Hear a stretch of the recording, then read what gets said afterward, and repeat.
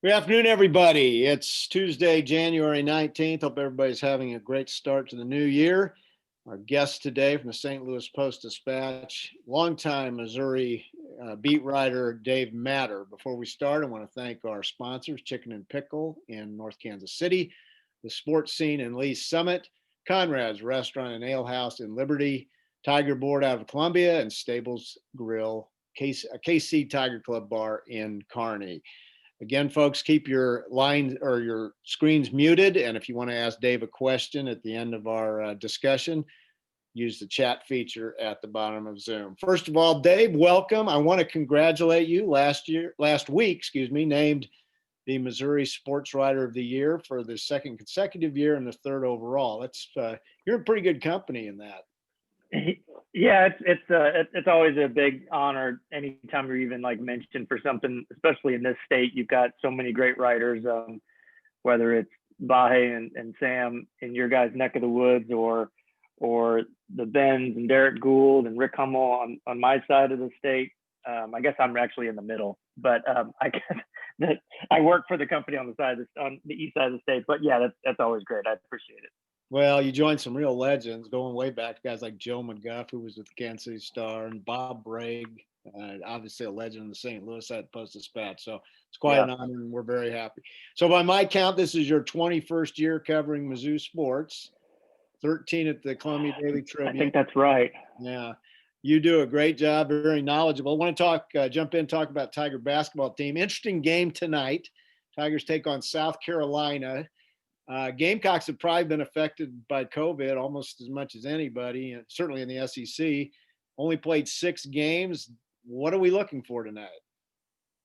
Yeah, this is you got some sympathy, some empathy for what South Carolina's gone through. That Frank Martin's been tested positive twice for COVID, and I know I saw some interviews with him recently. This last bout with it was really hard on him physically. But he will coach the game tonight. That's the expectation. He didn't coach Saturday night when they played at LSU. And on top of all the scheduling challenges South Carolina's had, they played the night game on the road Saturday, 8:30 at LSU, and then had the quick turnaround, having to go back on the road for a Tuesday night game. Usually you would think you'd play the Wednesday night game if you're playing back-to-back road games like that. So they are up against it. They barely have had any time to practice since LSU. And they're an okay team. I mean, they beat the crap out of Missouri last year, and it's essentially the same group back minus their big man, who was really the difference in that game. So it's a test for sure. There's nobody left on Missouri's schedule where you can say, oh, that's an automatic win, and there's nobody you can look at and say, oh, there's no way Missouri wins that game. So it just depends on which Missouri team shows up. But I think they're favored by like 5 or 6 to win tonight, and the way they played on Saturday, I think, shows that they got things figured out a little bit, and I think they should win this one for sure. Well, I think it's a really big game because after tonight, they face a pretty challenging stretch of 4 games in a row, including Alabama, who I did not see this coming before the season started. They look awesome right now, and I can't believe they're only ranked where they are in the national rankings. Yeah, I unfortunately they had some non-conference losses to decent teams, and as a voter, I know how those work sometimes. Especially if you're not familiar with that team or maybe that conference, if you cover the Pac-12 or you cover the Big East, and you just look up at Alabama and say, well, they've got 3 losses, I'm not voting for them, but they have 4 losses. Well, yeah, but they're undefeated in conference play and they haven't lost anybody bad. But yeah, I think I had them higher than anybody on my AP ballot last week, and yesterday I put them at number 10. I think they're that good. They showed flashes of this last year because they play at a really, really high pace, and they just jack a lot of threes, but that can work against them too. They didn't play very well at Missouri last year, so they were really up and down last year playing this style. Now they're more up and down, and they look like the best team in the league. I mean, they beat Tennessee, so that they are legit. But I think there's probably 4 teams at the top of the SEC right now that have stood out, and I include Missouri in that mix if you talk about the whole body of work for the season. Tennessee, obviously, there. I think LSU is super talented. I mean, they might be the most talented team in the league. They don't play a whole lot of defense, but they can score 90 on anybody. So I'd say those 4 right now, and it's not a very deep league. I mean, but there's also not a lot of a team like Ole Miss or Mississippi State that's generally down at the bottom can sneak up and beat anybody up top too. So yeah, it's just the league is not great this year. I don't think, but I do think Tennessee and Alabama, when they are on, I think they can go pretty far in March. We'll see about Missouri. Talking with Dave Matter from the St. Louis Post-Dispatch, who's been a Missouri beat writer for 20 years at 2 different papers, and the reigning Missouri Sports Writer of the Year. Dave, the Tigers bounced back nicely on Saturday against Texas A&M after an 11-day layoff due to COVID. Didn't know what to expect going in. You had an interesting article this morning, I think it was, about Drew Smith having a good bounce back game. What about Mark Smith? He just looks in a total funk. Could there be an injury? He just looks out of sorts. I don't think he's hurt. And I think for him, it's more a mental block right now. It just seems like when he does hit a shot, it just seems, you watch his body language and it looks like just the whole weight of the world is off his shoulders.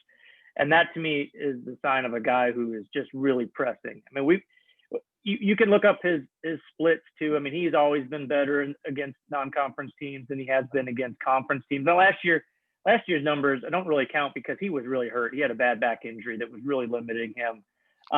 And this year, you know, he got off to that hot start and now he's getting open shots. He's taking them, but he's had some misses that are just, you know, either air balls or just completely off. So something isn't right with him. He hit one late in that game the other day. But I thought Konzo made a good point too. Is like when he hits shots and he does everything else better too. He's more engaged in the game. He's a better defender. And when he's missing them, it just seems like he's just not out there. I mean, he's had some bad turnovers. He's not a natural ball handler, and he's made some boneheaded turnovers here this season, and more so lately. So they've got to get him on track. I don't think he's a guy they're just going to bench. But we saw he had that bad inbounds play where he got turned it over, and they took him out right away and put Pickett in, I think, for the rest of the half. So, you know, they'll keep him out there until they see that if he's really hurting them, and hopefully he can get over it. I mean, everybody likes him so much. Konzo loves the guy, but he just seems like he's in his head right now, and that's not necessarily a good place to be. If he could get his shot back, the way Tillman's playing, they really could be a force. Talking about Jeremiah, last 3 games, averaging 18 points, 9 rebounds. Most amazing stat of all on Saturday, 1 foul. He really seems to have matured, and he's just playing great right now. Yeah, he really is. I don't know if we'd ever say this, but he is the most reliable thing about this team. That's never been the case. He's always been like most unreliable thing that you just didn't know what you were going to get from him. But he is.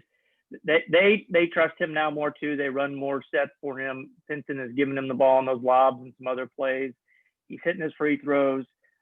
He's been such a tenacious rebounder this year. Just the way he goes up and gets the ball off the glass is really been impressive, I think. And offensively, he's always had like really good moves down low, some post moves, and now he's just kind of putting it all together. And you don't see many experienced 6'10" guys in college basketball, because if you're that talented at that size, you always leave early. So they really have a luxury in him and an experienced big man. And you're right, the fouls haven't been an issue this year. They weren't as much last year either. And what he's really been cutting down is like the illegal screens and the offensive fouls. He doesn't get those anymore. Now, knock on wood, but he'll get like 3 in the first 7 minutes tonight as I'm saying this. But it just hasn't been an issue for him. He's just much more poised. And you talk to him too. He's incredibly mature. He's had some challenges in his personal life. I know he lost his grandmother this summer. It was really close to her. She had COVID. And he's dealt with some other issues in his family, but the guy is just, it's the kind of story you want to see develop if you're a head coach, a guy that comes in with all the talent in the world and just needed some time to develop. And he's been a great story for them this year. He had 3 blocks on Saturday. Excuse me. The one that really impressed me, he basically ran the length of the court in live time. In live time, I thought it was goaltending, but on the replay, refs called it right. I thought I'd not seen that kind of energy from him a whole lot in his previous 3 years. That was a really great play. It was. And he going into that game, he only had 2 blocks all season long. It's just something he hasn't really done. Some of that too, I wonder if he's just, if you're foul prone earlier in your career. You're worried about getting fouled, so you're not as aggressive trying to block shots. But he had 3 in that game, and they all seemed like it came at pivotal moments to him. So they also the officials let both teams play a decent amount in that game. They didn't call a bunch of fouls. I think that was key for Drew Smith staying on the floor for 37 minutes. He only had 1 foul. That's been his issue all year. And they kind of let those teams go at it. And it wasn't always pretty, but it works to Missouri's advantage if you're going to let teams play like that. One guy you mentioned previously was Javon Pickett. He really has settled into that 6th man role. It's when he has a good game, Tigers win. I can't remember what the record is when he scores in double figures, but he contributed a great deal on Saturday. Yeah, they're 4-0 this year when he scores 10 points or more, and 11-1 the last 2 seasons. So at some point, it's a small sample size, but the more it grows, it's like, okay, this is actually a trend here. He is a guy that he knows who he is. He does not. He's gotten much better at this. He does not try to be a kind of player that he is not. He takes maybe a 3 every game, and he hasn't shot very well at all this year, but he's cut down on those attempts. He's a slasher. He cuts. He does all the little things that, don't get you on the highlight reel necessarily, but he embraces those things. He's absolutely fine with not starting. I think he brings good energy off the bench. Really good teammate. He's not a guy that, he wasn't a 5-star recruit by any means. He's not super, super talented, but he has a role on this team, and he does it really well, and he doesn't mind doing that role. So, yeah, he's been a valuable guy. Tigers will take on South Carolina tonight at 6:00 in Columbia, and that game will be broadcast on the SEC network. Dave, a couple games have been postponed. I think the conference has set aside the last weekend for makeups. Are you hearing anything on what will happen on those? Not yet. So Missouri's last game is a Wednesday, and then that weekend then is vacant for everybody for makeup games. And then the SEC tournament starts, I guess, that following Wednesday when the bottom seeds play in Nashville. I've seen this kind of kicked around that maybe they can open up the arena in Nashville and have it serve as sort of a bubble for makeup games, like before the tournament starts, which wouldn't be a bad idea. I don't know logistically how you can pull that off. I don't know also, Missouri has to make up a game against Vanderbilt and LSU. Well, if you're Missouri, which of those games, if you can only play one, who gets to decide which game you play? Missouri would probably rather play Vanderbilt, but then again, if you need, for seeding purposes, a win against LSU will do a lot more for you. Even a loss to LSU may not hurt you that much because they're going to be, they're close to being ranked or ranked right now. So a lot still has to be decided. We found out in football season, especially with the Big Ten, you can make up the rules as you go along. You can rewrite the rule book the Ohio State way, whatever works out best for your best team. So we'll find out soon enough how these games are going to, be replaced, because it's naive to think there won't be more postponements. I mean, we're finding out every day, sometimes the day of the game, which is, for me, that's kind of basically, I'm not traveling to road basketball games as of right now. Part of it is just because they're canceling these games like 6 hours before tip-off. I'm not going to spend 9 hours in a drive to Knoxville and then find out when I'm somewhere in the middle of Kentucky that the game's canceled. So it's been a challenge for sure. Are you working all the home games in person? Yeah, I've gone to all those. I did miss my family. We were in quarantine for a little bit. Nobody had COVID, but we had a close contact when Missouri played Tennessee. So I did not go to that game, but otherwise I'm going to all the home games. And I think I was the only reporter that went to every Mizzou football game this year, because not many people went to the road games, but I went to all of them.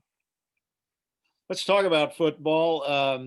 News yesterday, Tigers pick up a transfer, Blaze Aldridge, linebacker out of Rice, who was an all-conference linebacker. What can you tell us about him? Super productive guy, and he led. Rice is not a powerhouse by any means, but he was one of the leaders in Conference USA for tackles each of the last 2 years. First team all-conference, super smart guy, all academic teams. We traded messages this morning. I'm supposed to talk to him when we're done here. But second in the nation in tackles for loss last year. So the production is there. He's a grad transfer. I think he's going to graduate from Rice in later this spring, and then be at Missouri in the summer. I think that's his plan. So a guy you can plug right in. Does he start in Nick Bolton's spot? I don't know if he'll do that. He'll have a shot. I mean, he's played the same position at Rice, at weak side linebacker, inside spot. So Missouri clearly is on the lookout for grad transfers, just like everybody is, and transfers that can maybe play right away.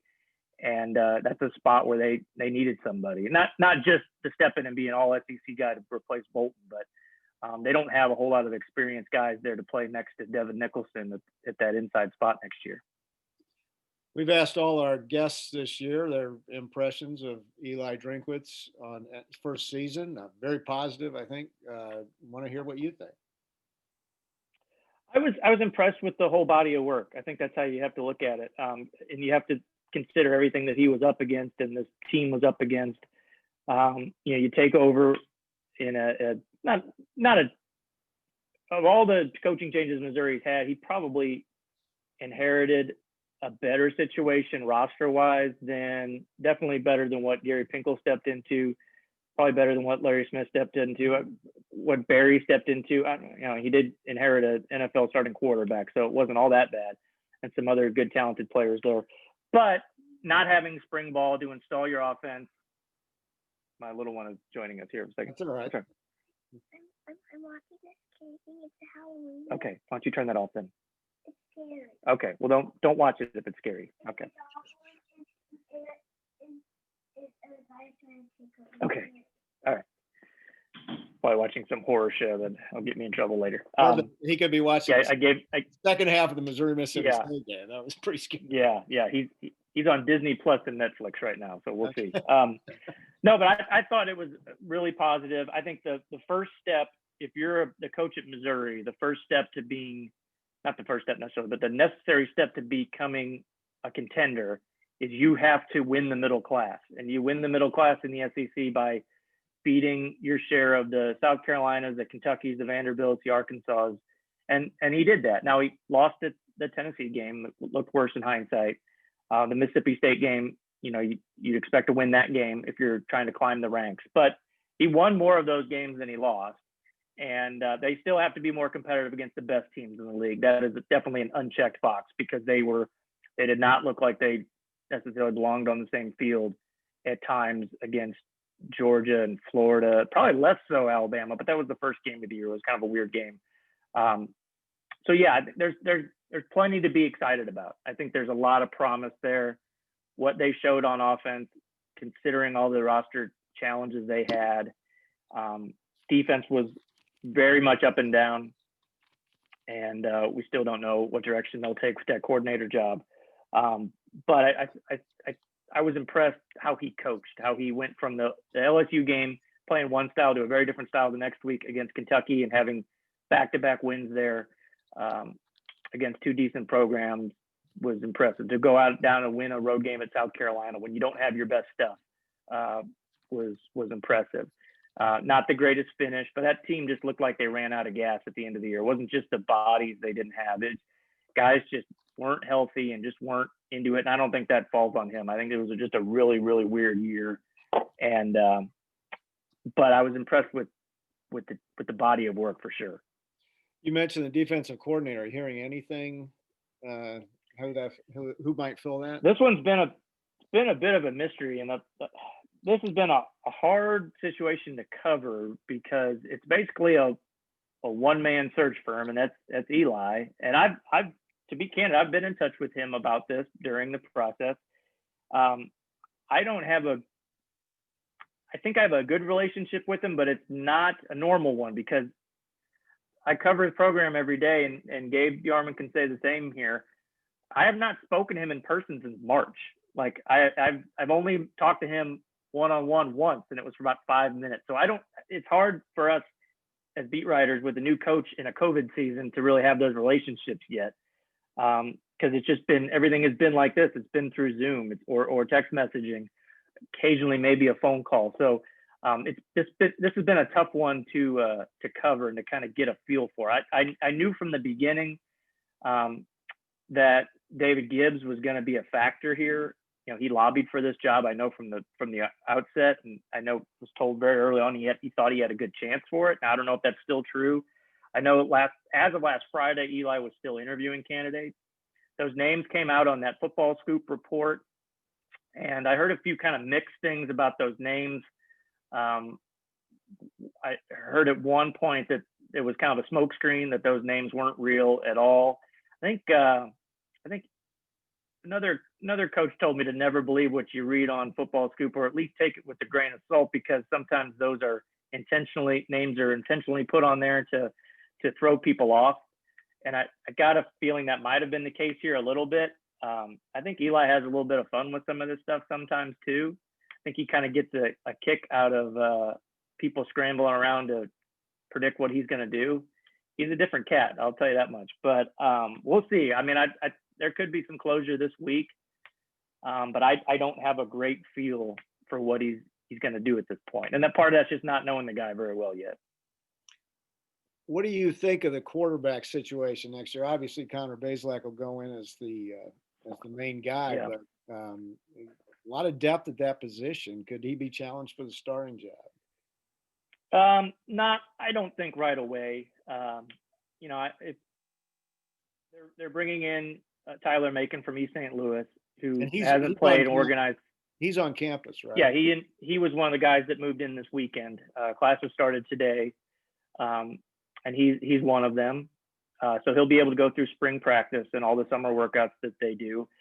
He didn't play this past year because East St. Louis moved its season to the spring.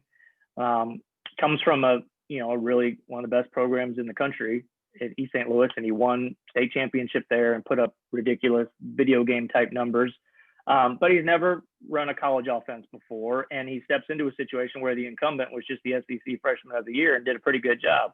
So I think it's Bazelak definitely the starter. I mean, Eli said that on St. Louis radio last week, and he seemed surprised at the notion that he would be challenged even. But I think things like this, it works in everybody's best interest if you give the job to the guy who really goes out and earns it. But he'll have a head start. Bazelak will on the job for sure. Now, if he struggles when the year begins or gets hurt or whatever, I think they are in decent shape with just having some exciting options there with Macon, but he just hasn't played it all in a while. And obviously he's never played in a college game. Brady Cook, I wouldn't completely write him off as somebody who can never play for this program. And he had a very small sample size this year and went in and did some nice things this year, had a touchdown pass and was pretty accurate. So, and they're going to keep recruiting. I mean, they've got a bunch of offers out for 2022 quarterbacks, high profile kids. So I think they'll always bring in at least one. And I say this all the time. And when it comes to quarterbacks, you don't see backup quarterbacks go through senior day ceremonies. You just don't, because they do one of two things in their career. They either start or they transfer. That's just the reality. They don't stick around to be a backup their last year on campus, especially now with the grad transfer rules. Somebody's going to transfer. That's just how it works at that position. And coaches know that when they recruit kids. So, but it's a good situation to have multiple guys there and have some options, and we'll just kind of see how it all unfolds. It looks like Eli's got a pretty good start on recruiting for next year, although yesterday one of their targets from John Burroughs, the kid, Tyson Ford, committed to Notre Dame. Yeah. But so far, I think pretty good, wouldn't you say? For sure. Yeah, they got the safety from St. Louis U High, which just happens to be my alma mater. So it'd be nice to get some junior Billikens back in Columbia. But yeah, he's done a nice job so far. And I think the most impressive part is that the job that he's done in the state of Missouri, and especially more so on the east side of the state than the west side, and he'll be the first to admit that. They've done it without having the ability to visit in person with a lot of people. They haven't been able to go on the road and visit all the high schools. They did a very short amount of time when they first got hired, but not after that. Once the dead period started and still hasn't finished, and they haven't been able to have kids in on official visits. So they've just made a really strong impression doing things like this with Zoom and FaceTime and all the technology they can, and just trying to sell the program. And they did all of that before even having a body of work or a season for anyone to really measure. Well, now they have, and it's been fairly positive and being received pretty well around the state, I think. So yeah, I've been really impressed with what he's done. He's got to do a better job in Kansas City.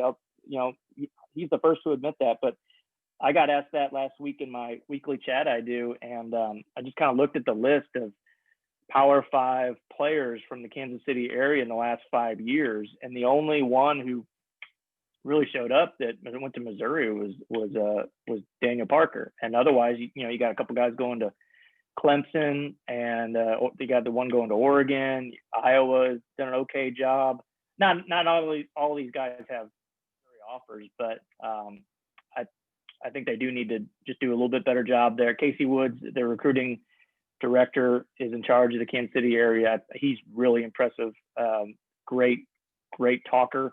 I think he'll do a good job, in that area. Once things get back to normal, they can get out and really visit with people. Talking to Dave Matter from St. Louis Post-Dispatch, beat writer, longtime beat writer on Mizzou, of course, author of 3 books, including the 100-Yard Journey with former coach Gary Pinkel. Let's give you a little plug there, Dave. Dave, before we get some questions, thank you. Appreciate it. What in the heck is going on at Tennessee? Oh man,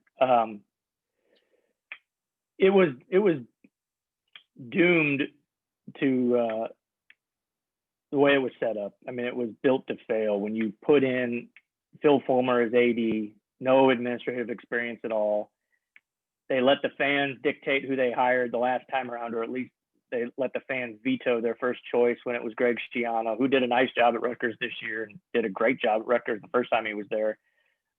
They bring in Jeremy Pruitt, who was just a nightmare. I mean, total dud. And now they've got all these recruiting violations, which, let's be honest, if that team went 7-3 instead of 3-7, the university is not, self-reporting all these NCAA violations. They want to get rid of the coach and they don't want to have to pay him the $12 million. But it is dumpster fire doesn't do it justice on how bad that program is right now. And it's a shame because it has great potential to be one of the best programs in the country. But they just keep tripping over themselves. This will be their 5th head coaching search in 12 years. I mean, that's crazy. And to think that Derek Dooley wasn't even the worst hire of all of them. He's not the best, but not the worst. Lane Kiffin was probably the best hire. And that didn't go, that only lasted a year. So it's been a mess. I saw Dennis Dodd put out a list of potential AD candidates because they've got to hire an AD before they can hire the head coach. And a couple guys on there that used to work at Missouri, and some of them I consider friends. And gosh, I thought about texting him, be like, don't do it.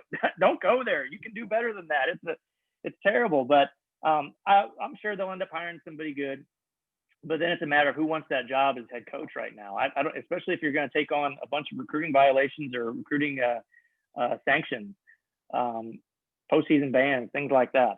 I don't know. It's not very attractive right now. They may just want to stick with Kevin Steele for a year as an interim and then get back on solid footing and see what they want to do. But yeah, it's a mess. I wouldn't want to be covering that right now.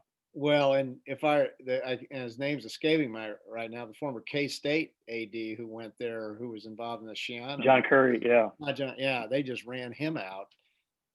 They're a demanding fan base, I'll say that. So are you ready for some questions?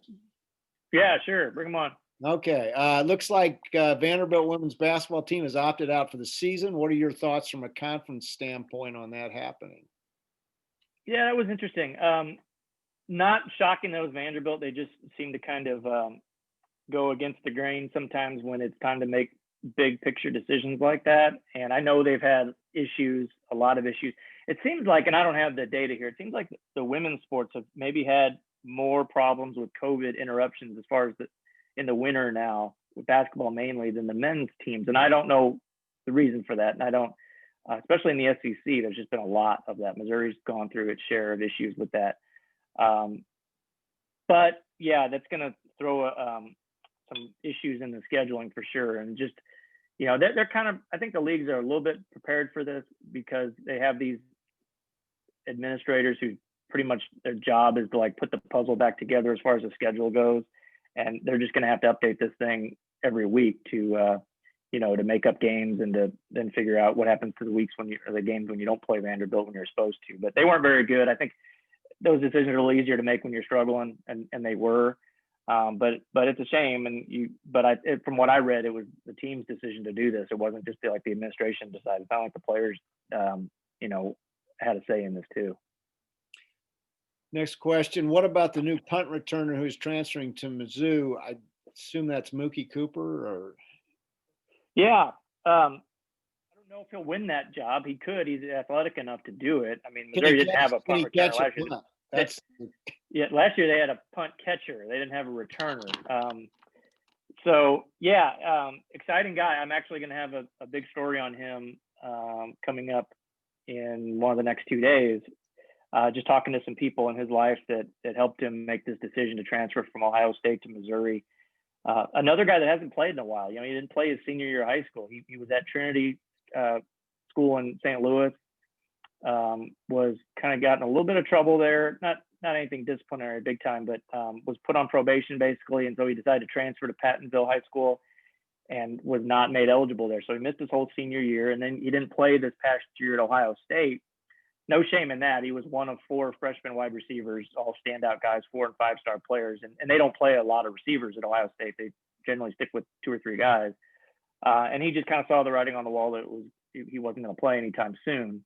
And getting closer to home was interestingly not really part of his decision making here, even though he's from St. Louis and his mom was in St. Louis and family and friends are in St. Louis. It came down to Missouri and 3 other teams in the SEC East, Florida, Georgia, and Tennessee, from what his mom told me. So it was really good pickup for Missouri. We'll see what he can do, but I think he's the kind of guy that this offense needs. They have a whole bunch of possession receivers, the guys who can catch the 7-yard pass and get a first down, but they don't have game-breaking guys who can open it up and, go deep and turn a short pass into a long pass. They need more of those guys, and by all accounts, that's something he can do. And he will be immediately eligible, correct? Well, they still need the NCAA to pass that rule, which they were going to do last week, and they've kind of put that off. He could get a waiver. I don't know on what ground, but as long as they pass that rule, which I think they will before September, then he would be immediately eligible. Next question. There have been more college football coaching changes this offseason than I thought there would be with the pandemic and financial losses. Are you surprised this is happening? I am. I am, and maybe it was naive to expect these schools to act prudently and not fire coaches that they owe $20 million to in buyouts, $15 million, whatever it may be, like you saw at South Carolina, and Auburn is probably the biggest example. I didn't think we'd see this. Because for months these schools all talked about how, oh my gosh, we're having to cut corners. We're gonna have to get rid of our swimming program. We've got this graphic designer that's making $40,000 a year, and we're gonna have to let him go.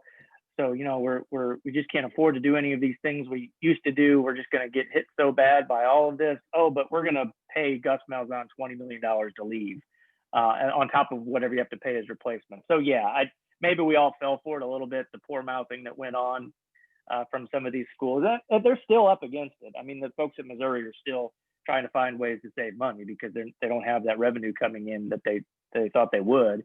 And they're in a good position where they don't have to let any coaches go right now and have to pay that kind of buyout. But I guess, no matter how bad the economy might be or the college sports economy might be, there's always going to be some boosters that pay to get rid of the person they want to get rid of. And that's basically what's happened at some of these places. But yeah, I am surprised. I didn't think we'd see this much movement for sure, which should be a warning for the future. That, this can happen anytime, no matter the financial circumstances. Yeah, Gus Malzahn, pretty darn good record he had to get fired. Oh yeah, absolutely.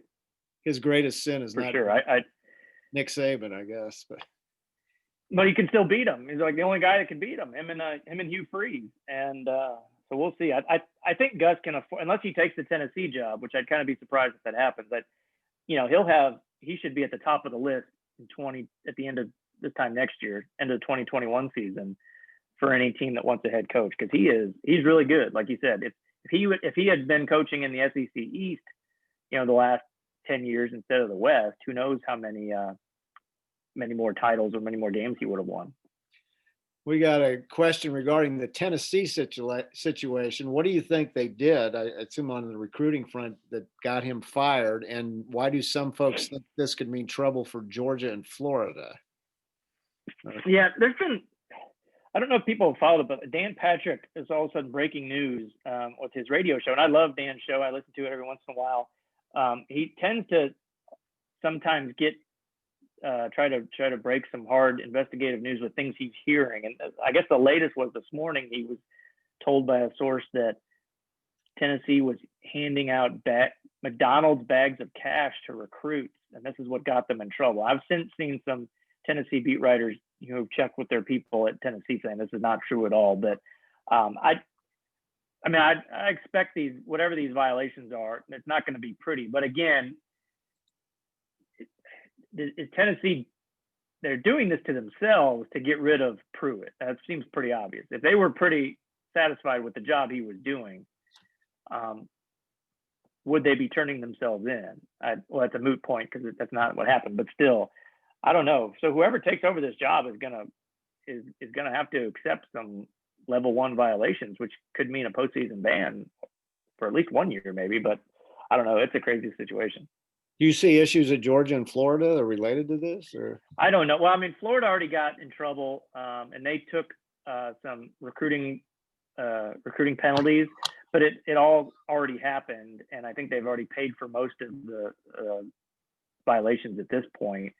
That got out kind of quietly. And Georgia was the rumored one. I think it again started with Dan Patrick saying that Georgia was next, and nothing has come of that. The folks that I know that cover Georgia have said they're kind of in the dark on this one and nothing's come out. But nothing would surprise me. I mean, that's I talked to an SEC assistant coach, not somebody at Missouri, a couple of weeks ago. We were just kind of talking about the season, what it was like, and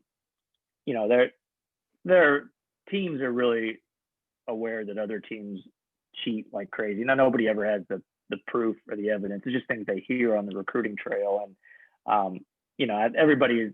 Well, these coaches are convinced that everybody is cheating. So it's crazy when you think about it. But at some point, something's going to come out on Tennessee, I would assume.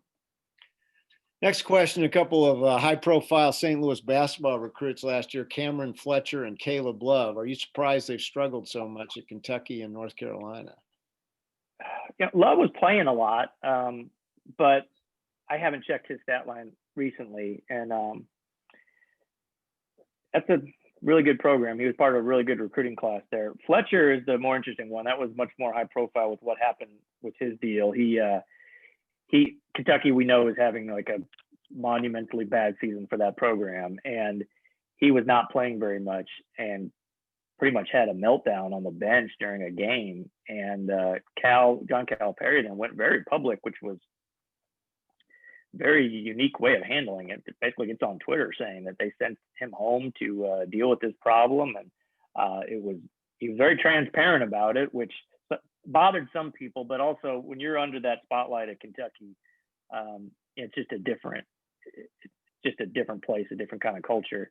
And they sent him home, and he had a talk with his mom. They ended up having a talk with his mom and his high school coach, Floyd Irons, or it's Floyd's son, Tony Irons.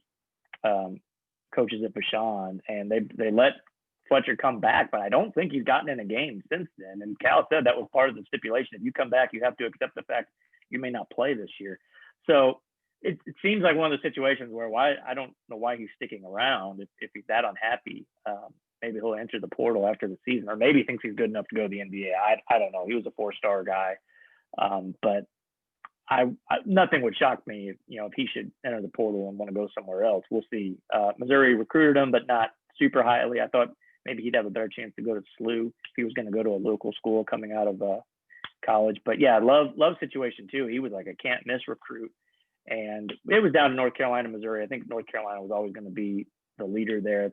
Team he and his dad, I know, were really grew up idolizing that program. But yeah, he hasn't had a great freshman year. And sometimes I think we see these guys that are these instant stars who are gonna make it in the NBA, we know. So we just kind of put that label on all of these and put these expectations on all these kids, expecting them to have instant success. And it's just hard for some kids. And it doesn't mean they won't be stars down the road, but when they're placed in that position as freshmen at a place like North Carolina, where the expectations are so high, some kids just don't handle that as well. And sometimes they're just not ready.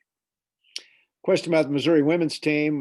Tough loss last night. Ended with a timeout that Robin didn't have. But do you think they look like they've improved? Do you think they could return to the tournament as early as next year?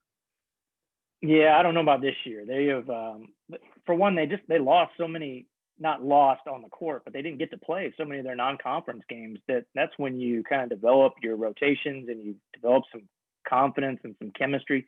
They have all these new parts this year and all these transfers that they just haven't really played that well together yet. By the time they are playing well together now they're playing conference season. So it's been a challenge. They beat Ole Miss over the weekend, and then last night they had a chance to win that game last night, but they dug themselves in such a hole. I think they're down 16 early in the fourth quarter, and they came back and cut it to 1.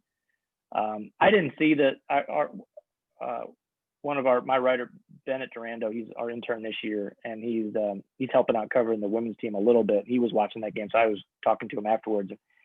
I don't know if the timeout it wasn't really the reason they lost.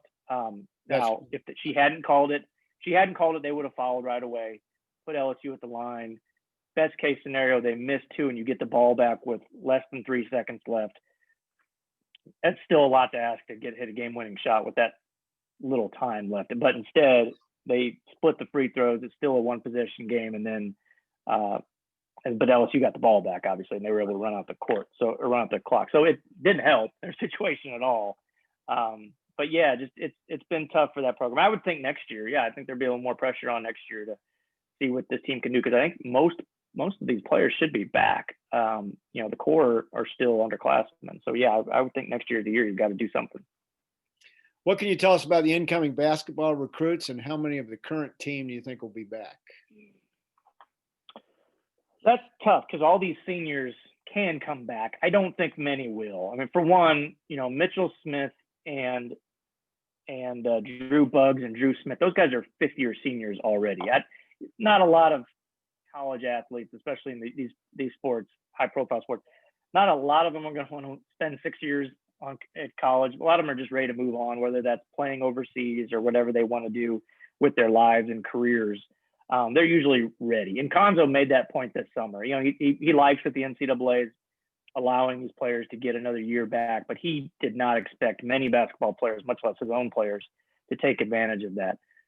So then, if you lose all the seniors, then you look at guys like, Xavier Pinson. I mean, he's flirted with the idea of leaving for the pros each of the last 2 years. Definitely did this past year. They didn't have the regular combine or any of that, so he didn't really get a good look at the process. He's always an adventure in the offseason anyway, because he's always thinking out loud on his social media about where he wants to go next. So I don't know, part of me would be surprised if maybe he comes back for another year. He might just be ready to see where professional basketball can take him. You bring Javon Pickett back. I wouldn't think he's going anywhere. Parker Brown comes back. Kobe Brown comes back. And then you've got this recruiting class, basically. And those guys, it's going to be a transition year. There's no doubt about it. They're going to have to rely on these newcomers for heavy minutes.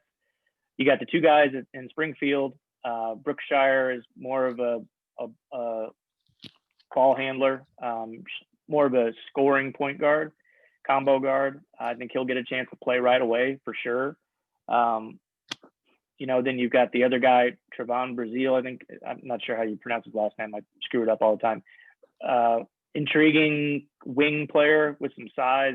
He could play on the perimeter. Intriguing guy for sure.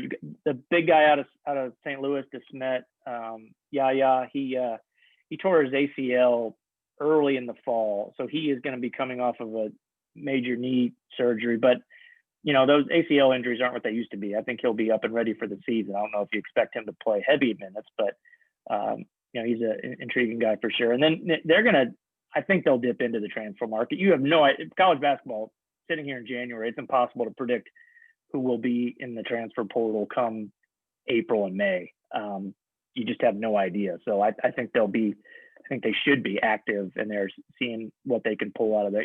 You've got the couple guys that joined the program this year that aren't playing a whole lot, Jordan Wilmore and Ed Chang, who hasn't gotten off the bench yet. What role do they have going forward? College basketball's gotten to the point where it is almost this year is kind of the exception to the rule this season. Otherwise, it is almost like a roster rebuild every year. And, some coaches like that. They kind of like playing general manager and getting to scrap it all and start over from scratch. Others don't. I don't think Conzo loves it, but you do what you have to do. So, the next year's team is going to look a lot different for sure. Got time for a couple more? Yep. Any thoughts on the indoor practice facility and where it might be located? Yeah, that's a big question. They have until the end of the month to present a plan back to the curators. The athletics department does. They've got to come up with a funding plan. They've got to come up with a budget and all that. They got that $10 million gift right away. Just talking to some people involved in the decision here back when it first came out, the idea was that this was going to cost at least twice that. So in the 20s, at least. I think the easiest place to put it would be over there behind like the baseball stadium on the practice fields, but that's not necessarily the best place to put it. I think the people who really want this to work out the best for Eli would like it to be closer to the football facility on that parking lot back there between Mizzou Arena and the south end zone, basically on the same parking lot where that gymnastics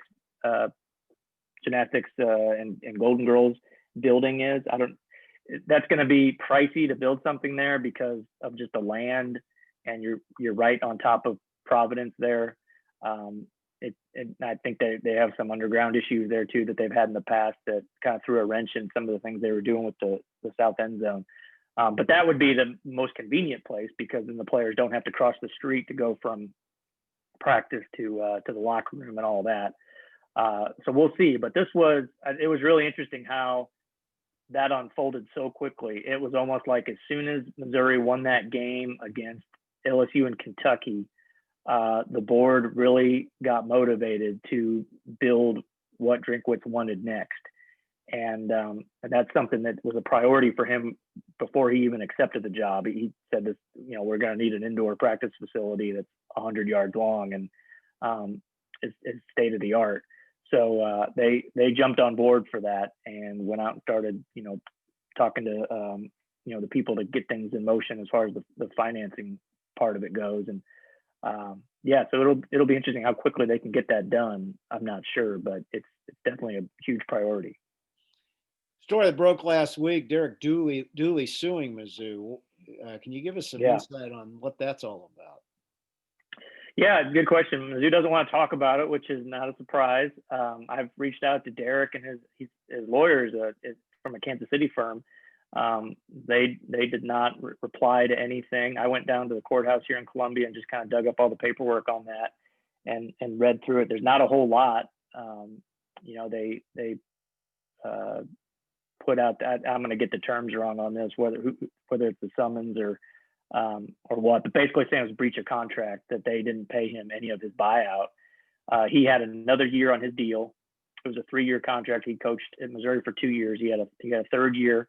He got a raise for that year for a second year. So he was making $925,000, which I think that's the highest for any Mizzou assistant in team history, any sport. And it appears they just didn't pay him. They fired him. He was essentially fired as part of the Odom staff without cause. They didn't tell him he did anything, from what I understand. They didn't tell him he did anything that violated his contract. So they would owe him, I guess, offsetting whatever he made at his next job. And Brett Bielema ran into this. He's got a big lawsuit against Arkansas. He went to work for the Patriots after he got fired by Arkansas, and the offsetting language of whatever his deal was with the Patriots, he wasn't going to make more than what he was making at Arkansas, so he sued Arkansas. This is kind of a similar deal. I don't know why Missouri didn't pay him what they owe him, and I can't imagine he was making more than $925,000 with the New York Giants as I think he was one of 3 tight ends coaches on the roster, so it'll be interesting. He's an interesting guy too, and he's a former attorney. So I thought maybe he'd do this on his own, but he went out and got a law firm. All right, we have one last question. This is out of your main focus, but this is on the minds of everybody in Kansas City. Your opinion, based on what you know and think. Does Patrick Mahomes play Sunday? Oh man, I'm torn on this. I'm not a Chiefs fan, but I like watching the Chiefs, and I'm happy for my friends who are Chiefs fans when they do well. I'll be thrilled for Andy Hill if he gets a Super Bowl ring. Probably I'll be happier about that than anything. But I want him to play for the fans' sake. I don't want him to play if it's not the right thing to do, if he's not ready. So it sounds cynical, but I think they'll find a way to get him on the field, and I hope it's the right decision if that's what happens. Can they win without him? I don't know. I don't know. They'll at least have a week to prepare in case he can't play. I guess it depends on those running backs if they're available, or the one that's out. And is Watkins going to be out too? I haven't heard, man. but I would say he's highly questionable at this point. Man, it'd be such a shame. But also, the worst shame is putting him out there if he's not ready. So I think they'll find a way, and I hope it's the right way, because I love watching him play. I mean, it's made, you guys are spoiled having him there and having, Andy Reid in that offense. It's just something to watch. Well, it's a lot of fun, but I will tell you, as somebody who started following the Chiefs in the 60s, I went 50 years between Super Bowls. I do not consider myself spoiled at this point. So. You're spoiled now. Dave, thank you so much for spending your day with us. Really appreciate you do an absolutely great job. Again, Dave Matter from the Post-Dispatch. He was the Missouri Sports Writer of the Year and author of 3 books, including The 100-Yard Journey with Gary Pinkel. Our guest next week will be Jon Sundvold, former Mizzou basketball All-American, ESPN analyst, and a member of the Missouri Sports Hall of Fame.